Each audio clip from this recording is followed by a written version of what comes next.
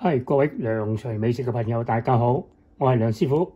大家睇到呢兩隻咧就係乳鴿啦，咁咧就有啲乜嘢落去咧，就係呢個香茅啦，同埋乾葱頭啦，有啲紅辣椒仔啦，薑蒜蓉咁啦。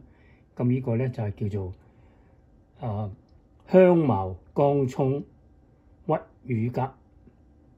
咁咧呢度咧仲有一啲咧就係嗰啲香茅嘅醬嚟㗎，因為佢可能唔夠呢個味道啊，嗰啲香茅，所以我加咗個香茅醬落去。嗱，咁我哋將個乳鴿咧，將佢一開四啦嚇，將佢斬件。嗱，嗰啲乳鴿斬咗件之後，擠入個兜嗰度，一陣醃味。咁咧乾葱嘅切片啦，紅椒啊嗰啲，同埋香茅拍扁佢啦。我有啲梨筍咧，好嚟半邊嘅一陣間，薑蒜蓉呢啲有好嚟炆嘅。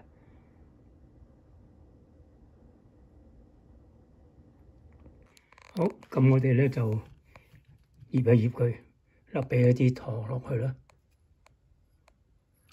俾糖落去。咁仲有呢個生抽啦。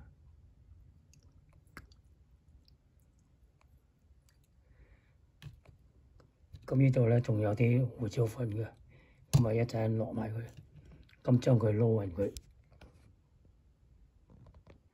調味嗰度咧，嗱我哋有一啲雞粉啦、糖啦、胡椒粉、麻油啦、生抽同埋嗰個香茅醬嘅。最後咧就用一個粟粉水嚟埋芡。